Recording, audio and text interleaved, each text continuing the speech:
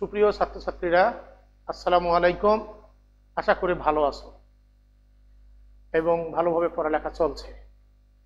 গতদিন আমি সর্বশেষ যেটি পড়িয়েছিলাম সেটা হলো অ্যালকিনের রিয়াকশন, মানে রাসায়নিক ধর্ম, মার্কোনিকভ নীতি, অ্যান্টি মার্কোনিকভ নীতি। এই নীতির মাধ্যমে কিভাবে প্রোডাক্ট তৈরি হয়। মার্কোনিকভ নীতি কি বলছিলাম, অ্যান্টি মার্কোনিকভ নীতি কি বলছিলাম, এবং কি কারণে মার্কোনিকভ নীতিতে প্রোডাক্ট হয় এরকম এবং অ্যান্টি মার্কোনিকভ নীতিতে প্রোডাক্ট হয় সেটা বলছিলাম গতদিন। আজকে আমরা এখন শুরু করব তোমার হলো অ্যালকিনের আইডেন্টিফিকেশন অফ অ্যালকিন, অ্যালকিনের শনাক্তকরণ।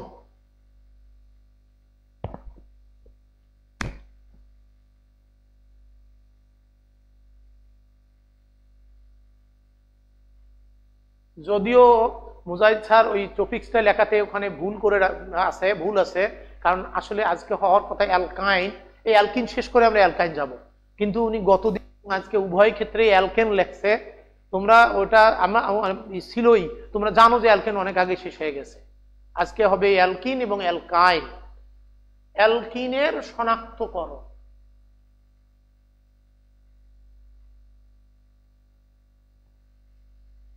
অ্যালকিনের শনাক্তকরণ।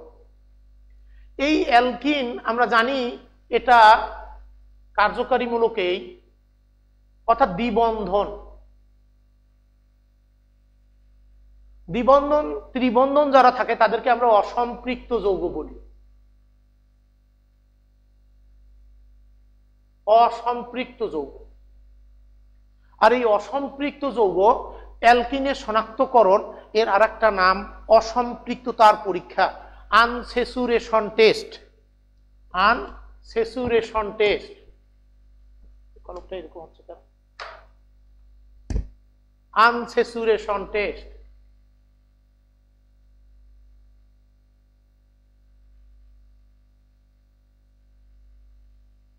আনস্যাচুরেশন টেস্ট, অসম্পৃক্ততার পরীক্ষা। এইটাই হলো অ্যালকিনের শনাক্তকরণ পরীক্ষা। তো আমরা এখন এই অসম্পৃক্ততার পরীক্ষা দুই রকম। একটা পরীক্ষার নাম হলো ব্রোমিন দ্রবণ পরীক্ষা। ব্রোমিন দ্রবণ পরীক্ষা। দুই নম্বর হলো বেয়ার পরীক্ষা।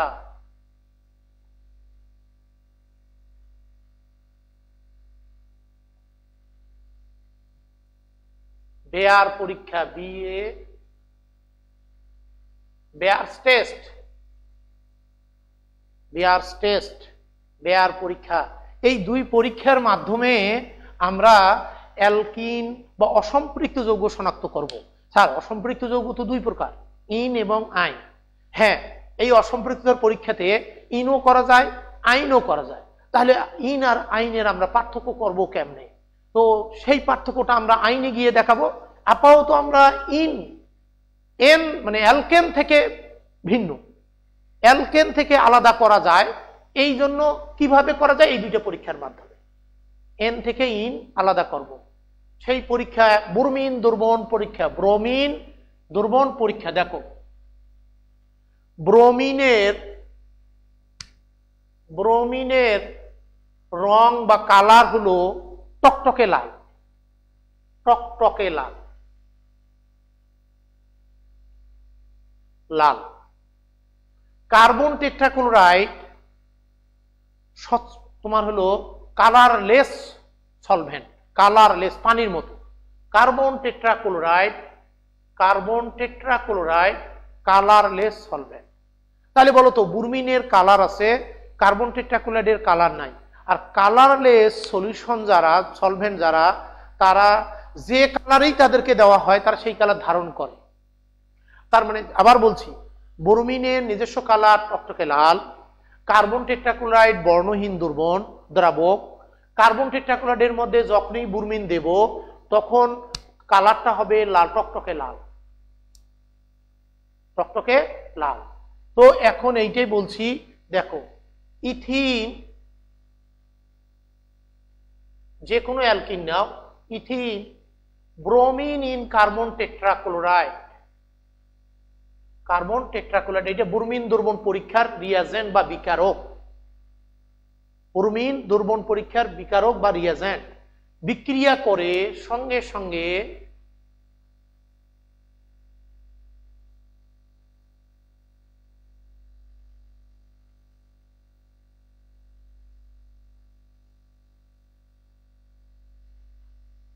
লাল বর্ণ দ্রবীভূত হয়ে যায়, লাল বর্ণ থাকে না।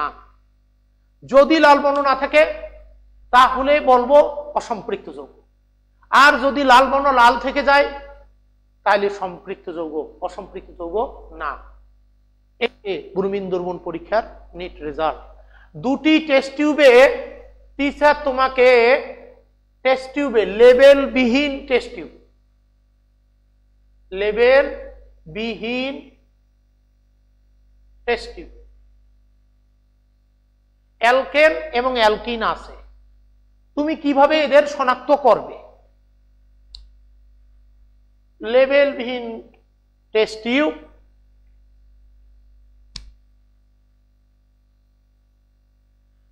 টিউবে অ্যালকেন এবং অ্যালকিন আছে, তুমি কিভাবে এদের শনাক্ত করবে? দুইটা টেস্ট টিউবের মধ্যে আমরা ব্রোমিন দ্রবণ পরীক্ষা দিয়ে দেব, ব্রোমিন ইন কার্বন টেট্রাক্লোরাইড, যেটা লাল বর্ণ দূরীভূত হবে সেটা অ্যালকিন, যেটা লাল বর্ণ লাল থেকে যাবে সেটা অ্যালকেন। এই হলো অ্যালকেন এবং অ্যালকিনের পার্থক্য। এটাকে বলা হয় রাসায়নিক পার্থক্য। রাসায়নিক পার্থক্য, গঠনগত পার্থক্য আছে, হাইব্রিডাইজেশন, গাঠনিক স্ট্রাকচার, কিন্তু রাসায়নিক পার্থক্য হলো বিক্রিয়া দিয়ে দেখাতে হবে। এবার 2 নম্বর পরীক্ষা, বেয়ার পরীক্ষা। বেয়ার পরীক্ষা,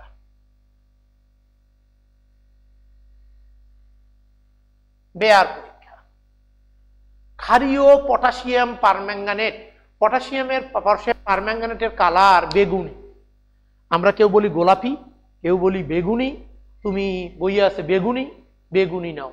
পটাশিয়াম পারম্যাঙ্গানেটের কালার, পটাশিয়াম পারম্যাঙ্গানেট সংকেত লিখতে পারো তো, KMnO4, potassium permanganate.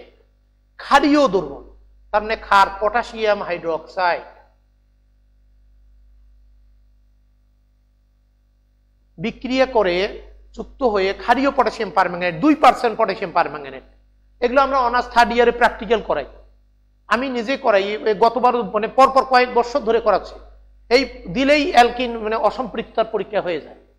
ক্ষারীয় potassium permanganate ক্ষারের উপস্থিতিতে বিক্রিয়া করে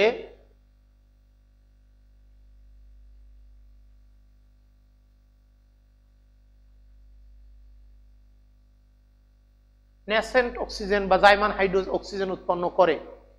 এই যৌগটার নাম হলো, এটার নাম পারম্যাঙ্গানেট, কিন্তু এটার নাম ম্যাঙ্গানেট। জারণ সংখ্যার পরিবর্তন, এখানে ম্যাঙ্গানিজের জারণ সংখ্যা +7, কিন্তু এখানে ম্যাঙ্গানিজের জারণ সংখ্যা +6। তাহলে বলো এটা পটাশিয়াম ম্যাঙ্গানেট।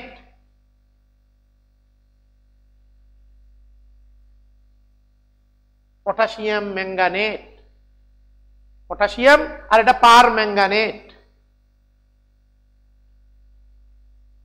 পারম্যাঙ্গানেট। আর পটাশিয়াম পারম্যাঙ্গানেট পরবর্তীতে পটাশিয়াম ম্যাঙ্গানেটে পরিণত হয়। কার্বন টেট্রাক্লোরাইড কি বলছে? কার্বন টেট্রাক্লোরাইড ইউজ করা হয় কেন? জাস্ট ব্রোমিনের, শোনো, সলিউশন তৈরি করার জন্য, দ্রবণ দ্রাবক হিসেবে ব্যবহার হয় এখানে, ব্রোমিনটাকে লঘু করানোর জন্য। ব্রোমিন হাইলি রিস্কি জিনিস। ব্রোমিন মানে তোমার হলো যদি হঠাৎ নিতে যাও শ্বাসকষ্ট হয়ে এমন হতে পারে যে মৃত্যু পর্যন্ত হতে পারে, এত খারাপ। ওকে লঘু করার জন্য কার্বন টেট্রাক্লোরাইডের মধ্যে নিয়ে দ্রবণ তৈরি করা হয় ম্যাঙ্গানেট। এই যে এখানে বিক্রিয়ার মাধ্যমে তৈরি হলো এই অংশটুকু, এই অংশটুকু, এই অংশটুকু পরবর্তীতে ইথিন, অ্যালকিন, পানি এবং ওই জাইমান অক্সিজেন যুক্ত হয়ে ডাইঅল তৈরি করে, ডাইঅল তৈরি করে, ডাইঅল, ইথান ডাইঅল, 1,2 ডাইঅল।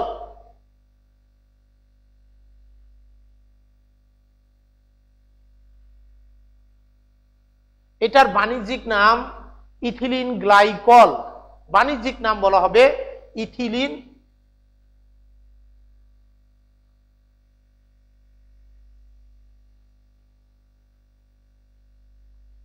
Ethylene glycol.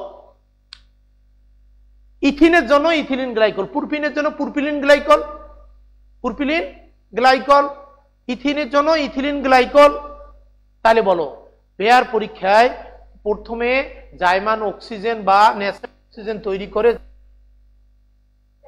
যুক্ত হয়ে এই যে ডাইঅল দুটি ওএস এ পরিণত হয়, সিগমা পাই বন্ড ভেঙে যায়, ইথিলিন গ্লাইকল। তো এটার কালার ছিল কি? বেগুনি কালার, বেগুনি। আর এই বেগুনি কালার এখানে কালারলেস, বর্ণহীন দ্রবণ, বর্ণহীন হয়ে যায়। ফলে এই কালার চেঞ্জ হওয়ার মাধ্যমে আমরা বুঝতে পারি যে এটা অসম্পৃক্ত যৌগ। প্রশ্ন, শনাক্তকরণগুলো সচরাচর কালার চেঞ্জের মাধ্যমে করা হয়, কারণ নরমালি বিক্রিয়া করলো কিন্তু কোনো চেঞ্জ নাই, ভেতরে চেঞ্জ, রাসায়নিক বিক্রিয়া ঘটছে, বাইরে থেকে আমি পর্যবেক্ষণ করতে পারতেছি না, ফলে সেটাকে শনাক্তকারী বিকারক বলা হয় না। শনাক্তকারী বিকারক সচরাচর এইরকম রং, মানে একটা কালার থেকে আরেকটা কালারে পরিণত হয়, সেই কালার থেকে আমি বাইরের পর্যবেক্ষণ দ্বারা দেখি। যদি ওই রকম হয় যে এমন কোনো রিয়েজেন্ট যে কোনো কালার চেঞ্জ করবে না কিন্তু রিয়াকশনের মাধ্যমে বোঝাবে, হ্যাঁ সেগুলো মেশিন রিডেবল, সেগুলো মেশিনের মাধ্যমে। কিন্তু আমি যখন নিজে পর্যবেক্ষণ করব তখন আমাকে এইরকম কালার চেঞ্জের মাধ্যমে পর্যবেক্ষণ করতে হবে। তাহলে বলো অ্যালকিনের শনাক্তকরণের দুটি পদ্ধতি, একটার নাম হলো ব্রোমিন দ্রবণ, আর একটা নাম হলো বেয়ার পরীক্ষা। খুব ইম্পর্টেন্ট, অসম্পৃক্ততার পরীক্ষার বিকারক নিচের কোনটি? ব্রোমিন দ্রবণ পরীক্ষা, বেয়ার পরীক্ষা, এই দুটি হলো অসম্পৃক্ততার পরীক্ষা। এগুলো কিন্তু অ্যালকাইনও দেবে। তখন স্যার মানে অ্যালকিন থেকে অ্যালকাইন পৃথক করবো, পার্থক্য করবো কেমনি? তারটা পরে অ্যালকাইনে গেলেই ওখানে কিছু রিয়েজেন্ট আছে যেটা অ্যালকাইন শনাক্তকরণ, তখন সেটেল হয়ে যাবে যে এইটা অ্যালকাইন, ওটা অ্যালকাইন। তাহলে এগুলো এখন মুছে দেই, দিয়ে আমরা আর একটা গুরুত্বপূর্ণ জায়গা যেটা থেকে সিকিউ সচরাচর আসে, অ্যালকিনের ওজনীকরণ, ওজোনালাইসিস, ওজনীকরণ। ওইটা বললেই অ্যালকিন শেষ।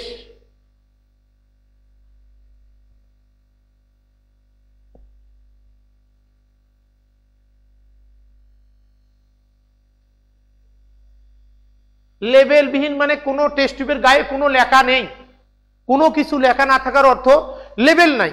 লেবেল নাই মানে জিনিসটা কি আমি জানি না। লেবেল গায়ে লেখা থাকা মানে তো আমি বুঝবো যে ওর নাম এই, অর্থাৎ নামযুক্ত টেস্ট টিউব, কোনো যৌগের নাম আছে টেস্ট টিউবের গায়ে, তখন আমি বুঝবো ওই টেস্ট টিউব, অ্যালকিন বা অ্যালকাইন, অ্যালকেন, কিন্তু কোনো গায়ে লেখা নেই, লেবেলেই নাই টেস্ট টিউবের গায়ে। এমন ধরো ফার্স্ট পার্টের প্রথম অধ্যায়ে পড়ছো, লেবেলবিহীন বোতলে কোনো জিনিস থাকলে সেটা ব্যবহার করা খুব রিস্কি, কারণ সেটা নিরাপদ নয়। প্রথম ল্যাবরেটরি নিরাপদ ব্যবহারে পড়ে আসছে।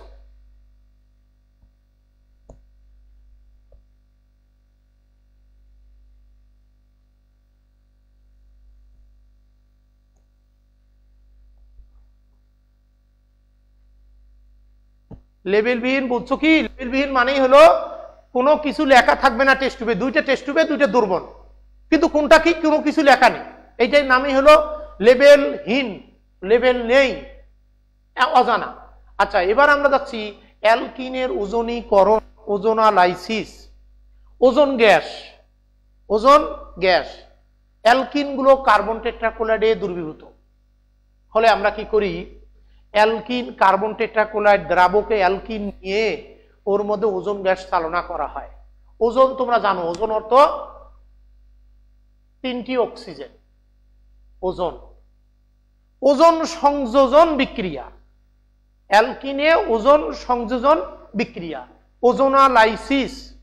দেখো এইটা হলো সাধারণ সংকেত, কার্যকারীমূলক alkene. Ozone in carbon tetrachloride, carbon tetrachloride,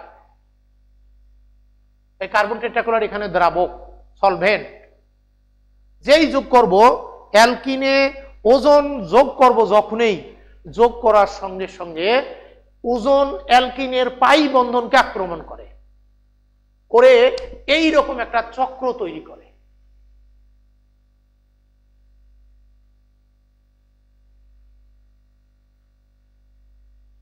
এইরকম একটা 5 মেম্বার্ড রিং, 5 পরমাণু বিশিষ্ট একটা চক্র তৈরি করে। এটা অস্থায়ী, এটাকে বলা হয় ওজোনাইড। ওজোনাইড অস্থায়ী, এটা দ্রুত ভেঙে যাবে। ভেঙে যাওয়ার সময় এখানে পানি দিলেই এটা ভেঙে যাবে, পানি দিলেই ভেঙে যাবে। পানি দিলে ভেঙে গেলে কি হবে, এই রকম একটা সিচুয়েশন তৈরি হয়। এই যে দেখো, রিঅ্যারেঞ্জমেন্ট, পুনর্বিন্যাস, পুনর্বিন্যাস। এই রিঅ্যারেঞ্জমেন্টটা, এই বন্ধনটা কার্বন অক্সিজেনের বন্ধন এই জায়গায় ট্রান্সফার হয়ে গেল, যখনই হয়ে যাবে সঙ্গে সঙ্গে অক্সিজেনের বন্ড কয়টা হয়ে যায়, 3টি। অক্সিজেন তখন কি করবে, এই বন্ড ছেড়ে দেবে, এই বন্ড তখন এখানে আসবে। দেখো তো কার্বনের বন্ড কয়টা হয়ে যায়, 5টা। কার্বন তখন এই বন্ড ছেড়ে দেবে, অক্সিজেন ফ্রি, অক্সিজেন মুক্ত, অক্সিজেন মুক্ত। তাহলে বলো তো এখন ভাঙলো কোথায় কোথায়, এই জায়গায় ভাঙলো, এই জায়গায় ভাঙলো, এই জায়গায় ভাঙলো, 3 জায়গায় ভাঙলো। তার অর্থ অলওয়েজ ওজনীকরণে এরকম 2টি ভাগে বিভক্ত হয়ে যায়, ভাগে বিভক্ত হয়ে যায়। আর ওই অক্সিজেন পানির সাথে যুক্ত হয়, পানি দ্বারা যুক্ত হয়, যুক্ত হয়ে তৈরি করে কি বলো, এখানে এই কার্বনের হাতে কি আছে, কিছু নেই, এই একটা অক্সিজেন প্লাস এ কার্বনেও এই, আর হাইড্রোজেন পারঅক্সাইড। কিন্তু আমি যদি এই হাইড্রোজেন ওই অক্সিজেনটাকে পানির সাথে মিশিয়ে হাইড্রোজেন পারঅক্সাইড তৈরি করতে দেই, সঙ্গে সঙ্গে এই যৌগগুলো জারিত হয়ে অ্যাসিডে পরিণত হবে, অ্যাসিডে পরিণত হবে। ফলে আমার অক্সিজেনটা পানি যেন নিতে না পারে, এই জন্য এর সঙ্গে আমি জিঙ্ক ডাস্ট ব্যবহার করি। জিঙ্ক ডাস্ট, জিঙ্কের ধুলা, সঙ্গে সঙ্গে অক্সিজেন কি করবে, জিঙ্ক অক্সাইড হবে, পানি হবে। ফলে আর জারণ ঘটবে না, উৎপাদ স্থায়ী হবে, উৎপাদ স্থায়ী। তার মানে বুঝো জিঙ্ক ব্যবহার করার কারণ কি, উৎপন্ন অক্সিজেনকে জিঙ্ক ক্যাচ করে জিঙ্ক অক্সাইড তৈরি করে, জিঙ্ক অক্সাইড তৈরি করে।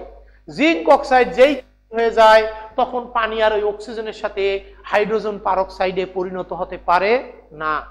ফলে এই যে যৌগগুলো তা আর জারিত হতে পারে না, স্থায়ী উৎপাদ পাওয়া যায়, স্থায়ী উৎপাদ পাওয়া যায়। তাহলে এখন প্রশ্নটা হলো, অ্যালকিনের ওজনীকরণ করতেছি, কয়টা প্রোডাক্ট পাইলাম, 2টি। ভাগ হইল কোন বরাবর, দেখো এই বন্ড এখানে আসি ডাবল বন্ড তৈরি করলো, সঙ্গে সঙ্গে অক্সিজেনের বন্ধন বেড়ে গেল, অক্সিজেন 2টার বেশি বন্ধন রাখতে পারবে না, সঙ্গে সঙ্গে এটা ট্রান্সফার হয়, এখানে ডাবল বন্ড তৈরি করলো, কার্বনের বন্ধন হয়ে যায় 5টা। কার্বন এই ইলেকট্রন যত আগাবে কার্বন এটা ছেড়ে দেয়, অক্সিজেন ফ্রি, পানি অক্সিজেনকে নিয়ে হাইড্রোজেন পারঅক্সাইড হওয়ার কথা। সঙ্গে সঙ্গে জিঙ্ক কি করে, অক্সিজেনকে ক্যাচ করে জিঙ্ক অক্সাইডে পরিণত হয়। ফলে ওজনের এক অণু অক্সিজেন, একটা অক্সিজেন পরমাণু জিঙ্ক নেয়, আর 2টি অক্সিজেন পরমাণু 2টি কার্বন নেয়। তাহলে এখানে একটা জিনিস তুমি দেখো যে ওজনীকরণে মূলত যেটা হয়েছে সেটা এই যে এইটা, এই প্রোডাক্ট 2টি আবার দেখো তো এরকম করে লিখি,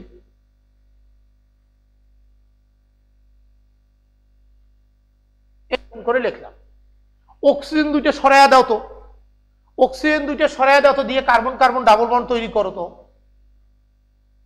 আবার এই প্রোডাক্ট পূর্বের বিক্রিয়ক পাওয়া যায় কিনা। তাহলে এখানে কি ঘটলো, দ্বিবন্ধন ভেঙে গিয়ে এটা ভাঙে,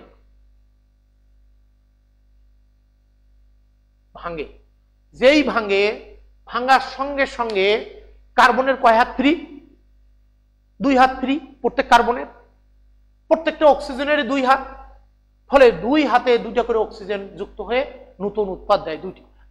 ওজনীকরণে অলওয়েজ, অ্যালকিনের ওজনীকরণে সর্বদা 2টি উৎপাদ পাওয়া যাবে। অ্যালকিনের ওজনীকরণে সর্বদা 2টি উৎপাদ পাওয়া যায়, এবং উৎপাদ 2টি দিয়ে আবার পূর্বের অ্যালকিন তৈরি করা যায়। শোনো, এইটা প্রশ্নটা এরকম আসে, উৎপাদ দেওয়া আছে, বলবে অ্যালকিনটার নাম কি, অ্যালকিন দেওয়া আছে, বলবে উৎপাদ কি হবে, এইরকম প্রশ্ন। উৎপাদ দেওয়া আছে, উৎপাদ দিয়ে অ্যালকিনের গঠন নির্ধারণ করা যায়, আবার অ্যালকিন দেওয়া আছে কি কি উৎপাদ হয় সেটা। সে কারণে ওজনীকরণ বিক্রিয়া দিয়ে আমরা বলি অ্যালকিনের দ্বিবন্ধনের অবস্থান নির্ধারণ করা যায়। ওজনীকরণ বিক্রিয়ার মাধ্যমে অ্যালকিনে বলো দ্বিবন্ধনের অবস্থান নির্ণয় করা যায়। এখন আমি কয়েকটা তৈরি করতে চাই, দেখো এটা মুছে দেই, তাহলে তুমি এইটা বোঝো কিনা বলো। এটা ভাঙলো, 2 ভাগে ভাগ, সঙ্গে সঙ্গে প্রত্যেকটা কার্বনে 2 হাত ফ্রি, একটা করে অক্সিজেন 2 হাতে যুক্ত হবে, 2টি নতুন উৎপাদ পাওয়া যাবে, নতুন উৎপাদ পাওয়া যাবে। তো এবারে আমরা বলছি 2টা নতুন উৎপাদ, অক্সিজেন 2টা সরায় দাও, দিয়ে কার্বন কার্বন, এই হাতগুলো তো কি আছে এটা বিবেচ্য বিষয় না, এই হাতগুলোতে যা থাকবে তার উপর নাম নির্ভর করবে, কিন্তু মূল কার্যকারীমূলক সর্বদা এক, অ্যালডিহাইড হবে অথবা কিটোন হবে, কার্বনিল। কারণ অ্যালকিনের ওজনীকরণে কি তৈরি হয়, কার্বনিল যৌগ উৎপন্ন হয়। কার্বনিল যৌগ কয় ধরনের, একটা অ্যালডিহাইড, একটা কিটোন। ফলে অ্যালডিহাইডও হতে পারে, কিটোনও হতে পারে। কখন অ্যালডিহাইড কখন কিটোন সেইটা দেখাবো। আর এটা মুছে দেই, দেখো এই যে অ্যালকিনের ওজনীকরণ, আমি প্রত্যেকটা হাতে হাইড্রোজেন দিলাম, সর্বনিম্ন অ্যালকিন। দেখো তো এটার নাম ইথিন কিনা, ইথিন। তাহলে এখানে কি থাকবে,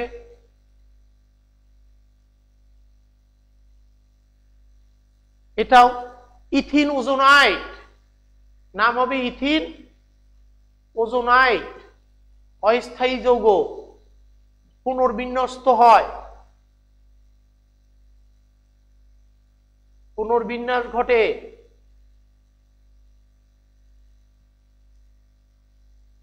ইথিন ওজোনাইড অস্থায়ী যৌগ, পুনর্বিন্যাস ঘটে।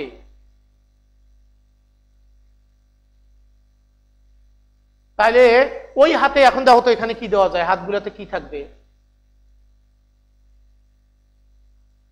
এই, তাহলে এটার নাম কি, মিথানেল। এটার নাম মিথানেল। ইথিন থেকে মিথানেল, ইথিন থেকে মিথানেল রূপান্তর সচরাচর আসে। ইথিন থেকে মিথানেল রূপান্তর ওজনীকরণের মাধ্যমে পাইলাম। মিথানেল, লেখো মিথানেল।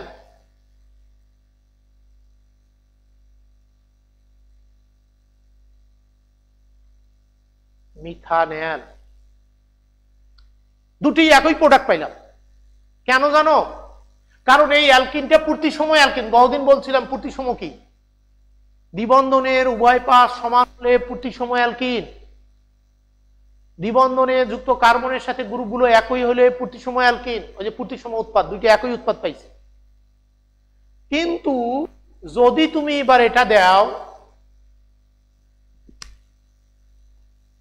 একটাতে CH3 দাও তো, এটা এইটা কি না,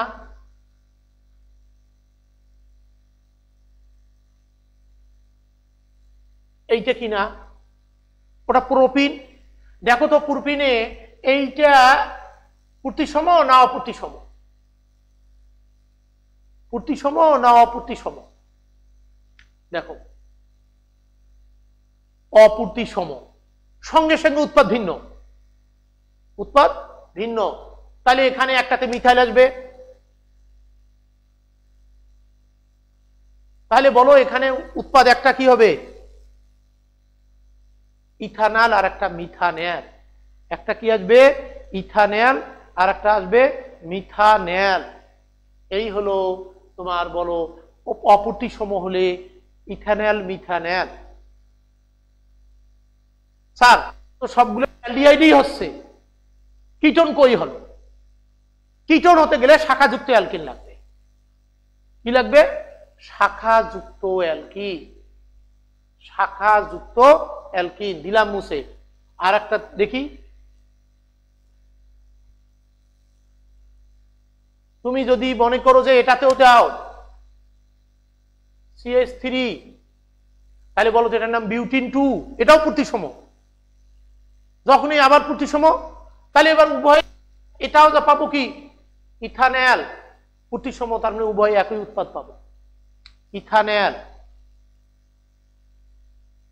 এবার তুমি বলো অপ্রতিসম কিন্তু শাখাযুক্ত হয়ে যাবে। দেখো এই কার্বনে কি এবার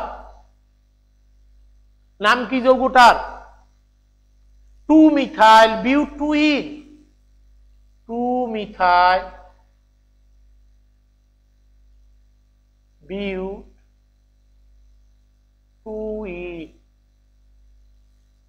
2 মিথাইল বিউটুইন।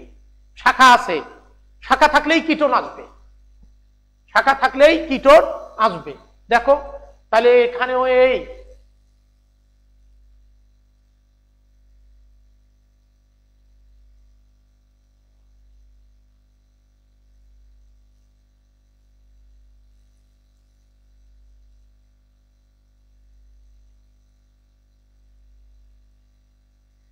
জিঙ্ক ডাস্ট দেওয়ার সঙ্গে সঙ্গে দেখো উৎপাদ হচ্ছে, একটা হচ্ছে প্রোপানন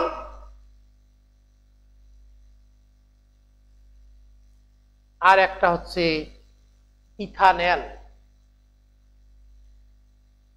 ইথানেল 2 মিথাইল বিউটুইন, প্রোপানন আর একটা হলো ইথানেল, ভিন্ন ভিন্ন প্রোডাক্ট। এখন বলে সঙ্গে সঙ্গে এই দুইটা যৌগ থেকে কি উৎপাদ দুইটা দেওয়া, আমাকে বলছে অ্যালকিনটার নাম লিখো। আমি কিচ্ছু করব না, আমি শুধু জাস্ট খালি সাজিয়ে নেব, এইরকম করে সাজিয়ে নেব। আর একটা উল্টে দাও, সাজিয়ে নিলাম, নিয়ে অক্সিজেন দুইটাকে সরাইয়া দাও, দিয়ে কার্বন কার্বন সংযোগ দিয়ে দাও।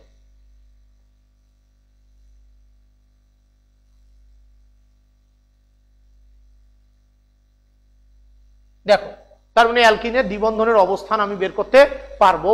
উৎপাদ দেওয়া আছে, উৎপাদ থেকে আমি অ্যালকিন তৈরি করতে পারি। অ্যালকিন থেকে যেমন উৎপাদ পারি, উৎপাদ দিয়ে আমি অ্যালকিন তৈরি করতে পারি। এই যে অ্যালকিনের অবস্থা, দ্বিবন্ধন কোথায় সেটা ওখান থেকেই বলে দেওয়া যায়। পারবো? এইরকম একটা প্রশ্ন দিল ঢাকা বিশ্ববিদ্যালয় ভর্তি পরীক্ষায়, কিরকম? C6H12 একটি অ্যালকিন, অ্যালকিন যাকে ওজোনীকরণ এবং আর্দ্র বিশ্লেষণ এর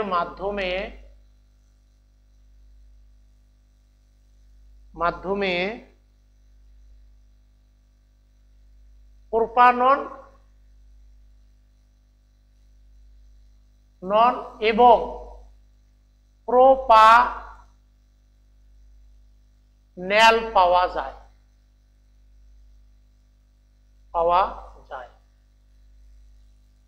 অ্যালকিনের গঠন, অ্যালকিনের নাম কি? অ্যালকিনের নাম কি? এই হলো প্রশ্ন। প্রোপানন এবং আরেকটা কি বললো, প্রোপানেল। মোট কার্বন কয়টা দেখো, 6টা। তাহলে প্রোপানন আর প্রোপানেল, তার মানে প্রোপানন মানে একপাশে শাখা আছে, একপাশে শাখা আছে। আর প্রোপানেল, তাহলে প্রোপানন তৈরি করো, লেখো, প্রোডাক্ট লেখো প্রোপানন, আর প্রোপানেল দেখো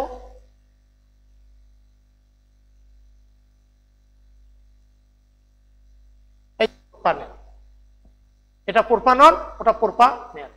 দুইটা অক্সিজেন সরাইয়া দাও।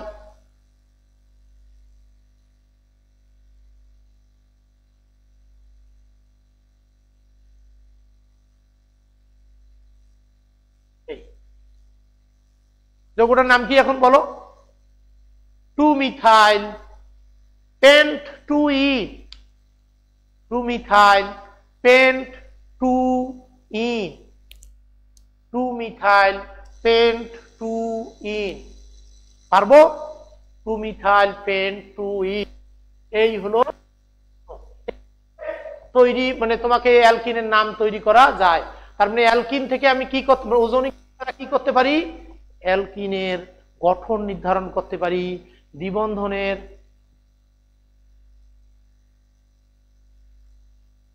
কথাগুলো ক্লিয়ার বোঝা যায় না কেন?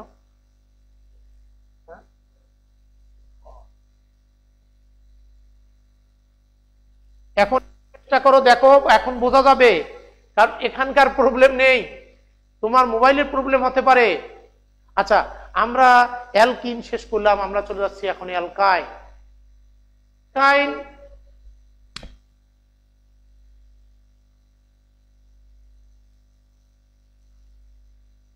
অ্যালকাইন সাধারণ সংকেত -2। ত্রিবন্ধন, কার্বন কার্বন ত্রিবন্ধন যুক্ত যৌগগুলোকে অ্যালকাইন বলে। কার্বন কার্বন ত্রিবন্ধন যুক্ত,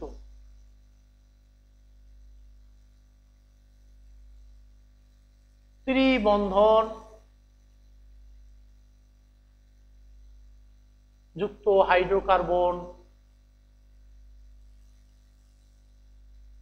গুলোকে অ্যালকাইন বলে, অ্যালকাইন বলে। কার্বন কার্বন ত্রিবন্ধন যুক্ত হাইড্রোকার্বন গুলোকে অ্যালকাইন বলে। ওকে, সাধারণ সংকেত, কার্যকারী মূলকের সংকেত কি? আই, এইটা হলো আই। পারবো? এবারে আমরা চলে যাচ্ছি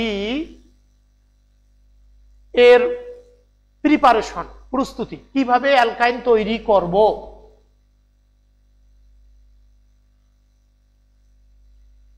এক নম্বর,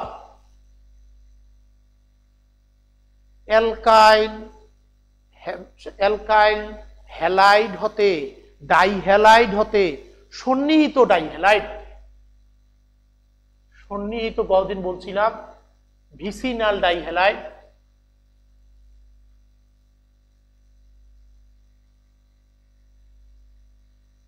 হতে ভিসিনাল, সন্নিহিত নাম ভিসিনাল মানে পাশাপাশি কার্বনে হ্যালাইড। কোন কার্বনে হ্যালাইড? পাশাপাশি কার্বনে হ্যালাইড। দেখো, আর এক্স এই এটাতে যদি অ্যালকোহলীয় পটাশিয়াম হাইড্রোক্সাইড দেওয়া হয়, আবারও বলছি অ্যালকোহলীয় পটাশিয়াম হাইড্রোক্সাইড, বাংলায় দাও অ্যালকোহলীয়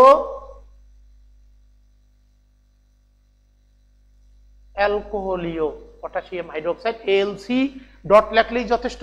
অ্যালকোহলীয় পটাশিয়াম হাইড্রোক্সাইড, এখানে মেকানিজম অপসারণ বিক্রিয়া ঘটে। কি ঘটে? অপসারণ। দেখো, আর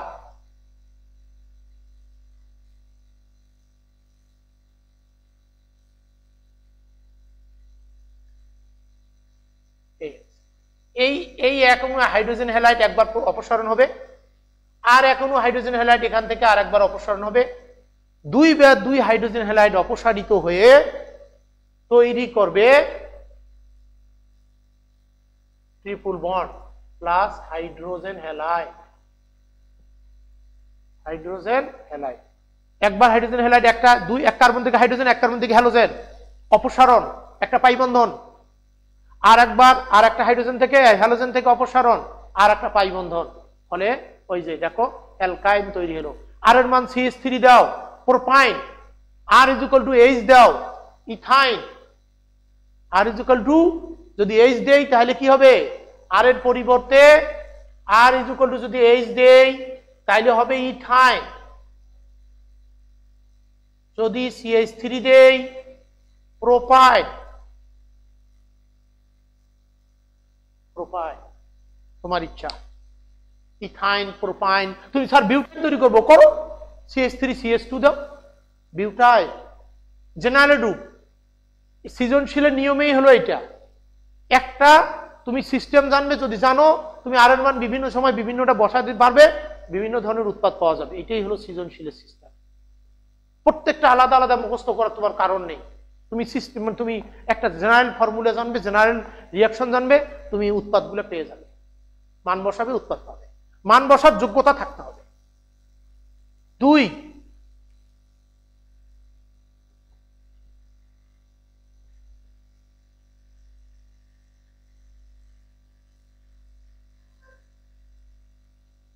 জেমিনাল ডাইহ্যালাইড হতেও তৈরি করা যায়।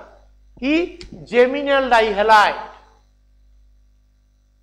ক্লোরিন ক্লোরিন দিলাম এক্স না দিয়ে, এটা ওই একই বিক্রিয়া। জেমিনাল ডাইহ্যালাইড, অ্যালকোহলীয় পটাশিয়াম হাইড্রোক্সাইড, এখানে একবার হাইড্রোজেন ক্লোরিন, এটা এটা দিয়েও তৈরি করা যায়। এটাও, এটার নাম একই কার্বনে হ্যালোজেন, জেমিনাল ডাইহ্যালাইড।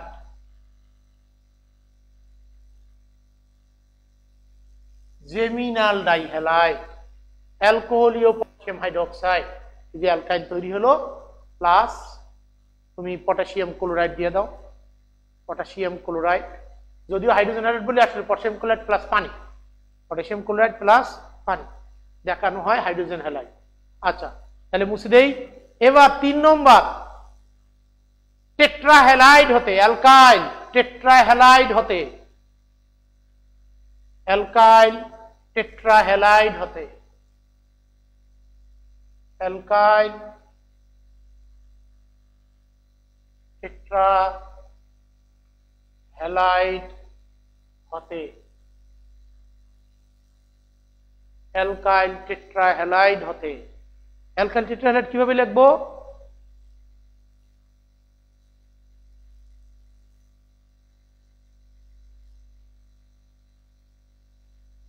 সুনির্দিষ্ট উদাহরণ ক্লোরিন দিয়েই দিলাম, হ্যালাইড অ্যালকাইল টেট্রাহ্যালাইড, এখানে হলো অ্যালকাইল টেট্রাক্লোরাইড। জিঙ্ক ডাস্ট সহ উত্তপ্ত করা হবে। জিঙ্ক ডাস্ট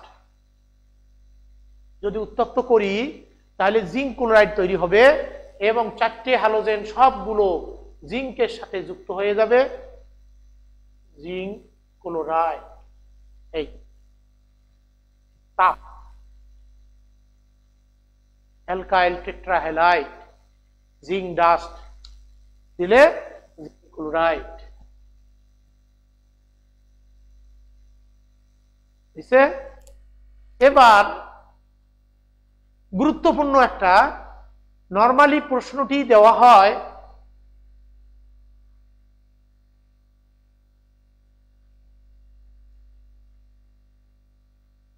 প্রশ্নটি দিল ক্যালসিয়াম কার্বনেট, ক্যালসিয়াম কার্বাইড এই যৌগটার নাম, এটা আয়নিক যৌগ ক্যালসিয়াম কার্বাইড।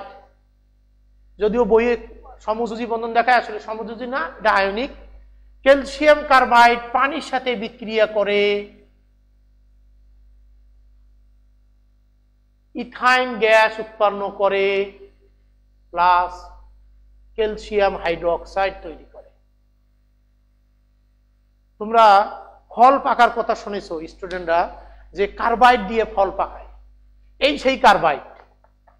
এই কার্বাইডে পানি দিলে প্রচুর তাপ উৎপন্ন হয়, ধোঁয়া তৈরি হয়।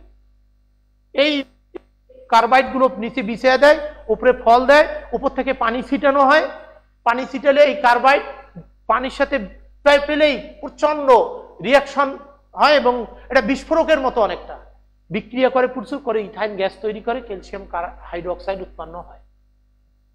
এই ইথাইন গ্যাস, এই গ্যাসের কারণে ফল পাকে এবং তাপ, এই দুইটা। তো এই প্রশ্নটা এরকম, তুমি তৈরি করো ক্যালসিয়াম কার্বাইড থেকে ইথাইন তৈরি হলো। বুয়েটের ভর্তি পরীক্ষায় 10 মার্কসের জন্য দিল ক্যালসিয়াম কার্বন থেকে ইথাইন প্রস্তুত। ক্যালসিয়াম কার্বনেট, আমি ক্যালসিয়াম কার্বাইড জানি, বুয়েটে 10 নম্বরের জন্য বুয়েটের ভর্তি পরীক্ষায় দিল ক্যালসিয়াম কার্বনেট থেকে কিভাবে। তাহলে এখন দেখো, ক্যালসিয়াম কার্বনেট উত্তপ্ত করো, calcium oxide, carbon dioxide, calcium oxide plus carbon 2500 degree centigrade তাপমাত্রা দিয়ে কার্বাইডে পরিণত করা হয়, plus carbon monoxide, calcium carbide plus carbon monoxide, মূলত ক্যালসিয়াম কার্বাইড ও কার্বন মনোঅক্সাইড।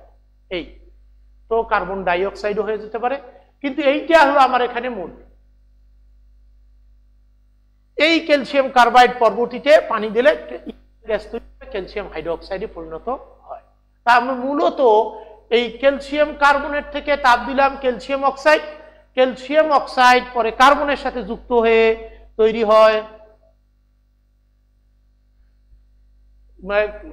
হয় ক্যালসিয়াম কার্বাইড, ক্যালসিয়াম কার্বাইড পরে পানির সাথে যুক্ত হয়ে তৈরি হয় ইথাইন। এই ইথাইন এগুলা বিষাক্ত প্রায়, এগুলো ক্ষতিকর, এ কারণে এগুলা সচরাচর এগুলা থেকে ফল ন্যাচারাল পাকাতে বলে। নর্মাল পানির ভাপ দিয়েও তুমি ফল পাকাতে পারো, 60 ডিগ্রি সেন্টিগ্রেড 70 ডিগ্রি সেন্টিগ্রেড তাপমাত্রার বাষ্প যদি আমের মধ্যে দিয়ে রাখ, মানে আম ওই বাষ্পের মধ্যে কিছুক্ষণ রাখো, রেখে তারপর 2-4 দিন রেখে দাও, আপনা আপনি ফল পেকে যাবে।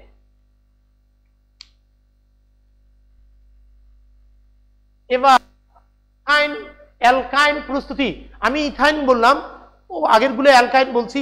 ক্যালসিয়াম কার্বাইড থেকে শুধুমাত্র ইথাইন, ক্যালসিয়াম কার্বাইড থেকে ইথাইন। ম্যাগনেসিয়াম কার্বাইড থেকে প্রোপাইন পাওয়া যায়, ম্যাগনেসিয়াম কার্বাইড থেকে প্রোপাইন তৈরি করতে পারো, গুহসারের বই আছে, দেখতে পারো। আমরা এখন চলে যাচ্ছি অ্যালকাইনের ভৌত ধর্ম। প্রথমে বলি ইথিন, প্রোপিন, বিউটিন, এরা গ্যাস। এর পরের গুলো সাধারণত C5 থেকে বাকিগুলো তরল, 16, 18 এর পর অন্যগুলো অ্যালকাইন গুলো হলো কঠিন। এগুলো পানিতে কম দ্রবণীয়, বিশেষ করে জৈব দ্রাবকে বেশি দ্রবণীয়। আমরা এখন যাচ্ছি রাসায়নিক ধর্ম অ্যালকাইনের। অ্যালকাইনের রাসায়নিক ধর্ম, প্রথমেই অ্যালকাইনের গঠনটা একটু দেখতে হবে। দেখো, প্রশ্ন দেয় অ্যালকাইন অম্লধর্মী কেন? কারণ এই প্রশ্নটা না পড়লে আমি অ্যালকাইনের শনাক্তকরণ করতে পারবো না। এই প্রশ্নটার উত্তর আগে জানবো, তারপরে অ্যালকাইনের শনাক্তকরণ এবং অ্যালকিন অ্যালকাইনের পার্থক্য পড়ব। অ্যালকাইনের অম্লধর্মী কেন, এটার প্রশ্নের উত্তরে দেখো,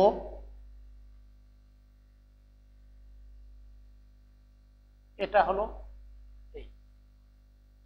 এইখানে কার্বনের হাইব্রিডাইজেশন বা সংকরণ sp। আমরা জানি অ্যালকেনে sp3, অ্যালকিনে কার্বনের sp2 আর অ্যালকাইনে sp। প্রশ্ন এখানে বলতো s আর p এর অনুপাত কত? 1:3। এখানে 1:2, কিন্তু এখানে 1 আর 1। s অরবিটাল এবং p অরবিটাল অ্যালকাইনের কার্বন কার্বন ত্রিবন্ধনে sp অরবিটালের রেশিও বা অনুপাত 1:1। p অরবিটালের রেশিও যত বাড়ে, সংকরিত অরবিটালের শেপ সাইজ তত বড় হয়। সংকরণে p অরবিটালের রেশিও যত বাড়ে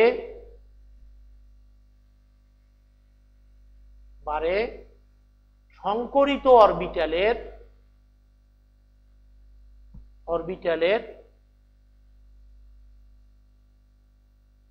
সাইজ তত বাড়ে। তাহলে এখন উল্টে পি অরবিটালের রেশিও যত কমবে সাইজ তত কমবে, পি অরবিটালের রেশিও যত কমবে সংকরিত অরবিটালের সাইজ তত কমবে। তাহলে এসপি অরবিটাল ছোট খর্বাকৃতির,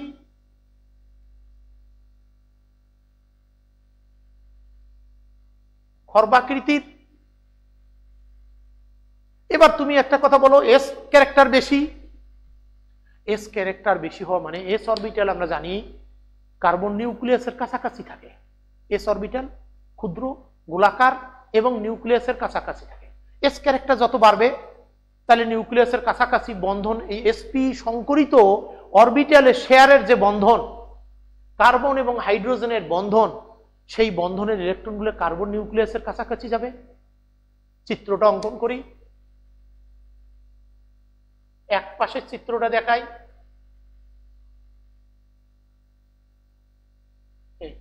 এই বন্ধন,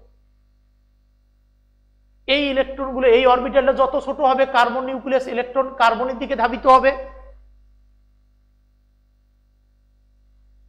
যত কার্বনের দিকে ধাবিত হবে হাইড্রোজেনটা তত পজিটিভিটি শো করবে, পজিটিভ চার্জ যুক্ত হবে।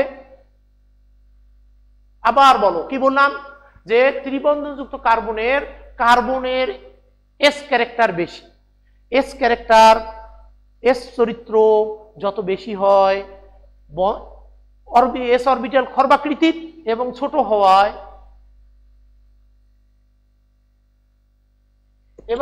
হওয়ায় বন্ধনের ইলেকট্রন কার্বন নিউক্লিয়াস এস অরবিটালের ছোট হওয়ার কারণে বন্ধনের ইলেকট্রন কার্বন নিউক্লিয়াসের দিকে চলে আসে, নিউক্লিয়াস কর্তৃক আকর্ষিত হয়। ফলে বন্ধন ইলেকট্রন এক পাশে চলে আসে, পোলার সৃষ্টি হয়। হাইড্রোজেন তখন কি হয়, পজিটিভিটি শো করে, পজিটিভ চার্জ প্রাপ্ত হয়। আমরা জানি ধাতু অ্যাসিড থেকে হাইড্রোজেনকে প্রতিস্থাপন করতে পারে। এই হাইড্রোজেনটা এইরকম হয় না পজিটিভ যে পানিতে দিলে প্রোটন দান করবে, ফলে আমরা তাকে তীব্র অম্ল বলবো না। কিন্তু আমরা আর একটা শর্ত জানি, ধাতু অ্যাসিড থেকে হাইড্রোজেন প্রতিস্থাপন করতে পারে। এই ত্রিবন্ধনযুক্ত কার্বনের সাথে যুক্ত হাইড্রোজেন গুলো ধাতু দ্বারা প্রতিস্থাপিত হয়ে প্লাস হাইড্রোজেন গ্যাস, ধাতব ইথাইনাইট সোডিয়াম ইথাইনাইট গঠন করে। তাহলে বলো, ইথাইনের ত্রিবন্ধনযুক্ত কার্বনের হাইড্রোজেন গুলো অম্লধর্মী, এ কারণে ত্রিবন্ধনযুক্ত কার্বনের হাইড্রোজেন ধাতু দ্বারা প্রতিস্থাপিত হতে পারে। এজন্য ইথাইন অ্যালকাইন অম্লধর্মী এবং ওয়ান অ্যালকাইন বলতে হবে। আর সুনির্দিষ্ট হয়ে বললে ইথাইন অম্লধর্মী কেন, এই প্রশ্নটাই বেশি দেয়। ইথাইন অম্লধর্মী কেন, অম্লধর্মী কেন? তো এখন বলো, এটা ইথাইন সোডিয়ামের সাথে চলো। আচ্ছা দেখো তো এইটার কি অবস্থা।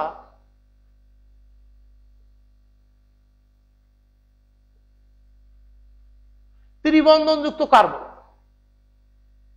এই ত্রিবন্ধনযুক্ত কার্বনের সাথে কোনো হাইড্রোজেন আছে?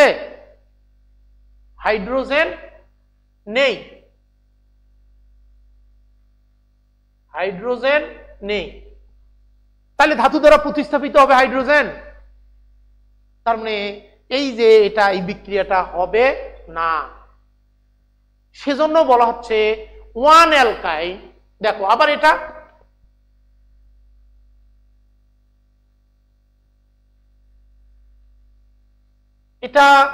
বিউটাইন 1, আর এটা বিউটাইন 2।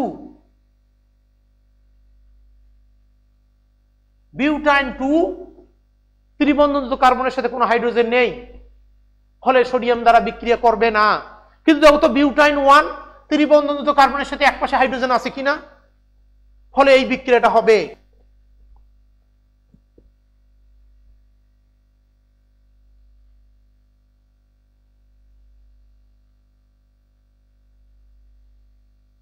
সোডিয়াম বিউটাইনাইট গঠন করে, সোডিয়াম বিউটাইনাইট গঠন করে। তাহলে এই যে এই অম্লধর্মী কেন, তার পরীক্ষা দিতে গেলে আমাকে এই কথাগুলো বোঝানোর জন্য বলা লাগলো। তুমি শুধু এইটা বলবে ইথাইন অম্লধর্মী কেন, যে এস ক্যারেক্টার বেশি হওয়ার কারণে নিউক্লিয়াসের কাছাকাছি থাকে, ইলেকট্রন টেনে নেয়, হাইড্রোজেনকে পজিটিভ চার্জ হিসেবে বের করে দেয় ধাতু দ্বারা প্রতিস্থাপনের মাধ্যমে। যেহেতু ধাতু অ্যাসিডের হাইড্রোজেন প্রতিস্থাপন করতে পারে, ফলে অ্যালকাইনের হাইড্রোজেন প্রতিস্থাপিত হয় ধাতু দ্বারা, অর্থাৎ অ্যালকাইন অম্লধর্মী। এবার বিউটাইন 2 দেখো হাইড্রোজেন নেই, ধাতু দ্বারা বিক্রিয়া করে না, বিউটাইন, সেজন্য বলা হয় 1 অ্যালকাইন গুলো অম্লধর্মী, কিন্তু 2 অ্যালকাইন গুলো অম্লধর্মী নয়। এটা আরেকটা প্রশ্ন। 1 অ্যালকাইন ধাতু দ্বারা প্রতিস্থাপিত হয়, বিক্রিয়া করে ধাতুর সাথে, 2 অ্যালকাইন করে না কেন? প্রশ্নটা লিখে দিই। 1 অ্যালকাইন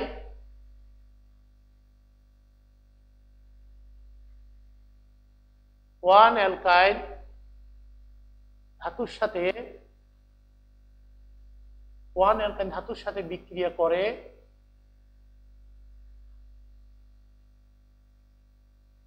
কিন্তু 2 অ্যালকাইন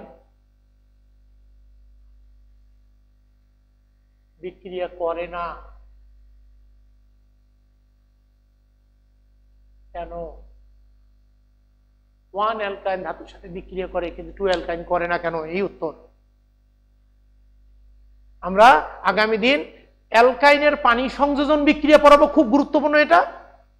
আর অ্যালকাইন অ্যালকিনের পার্থক্য করাবো এই যে রিঅ্যাকশন দিয়ে।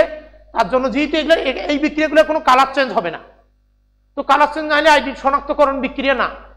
তো আমরা আগামী দিন কালার চেঞ্জের জন্য শনাক্তকারী বিকারক দিয়ে ইয়া করে আমরা যাবো অ্যারোমেটিক হাইড্রোকার্বন। আগামী দিন আমরা বেশি সময় লাগবে না, এটা আমরা অ্যারোমেটিক হাইড্রোকার্বনে চলে যাব আগামী সপ্তাহে। Aromatic hydrocarbon.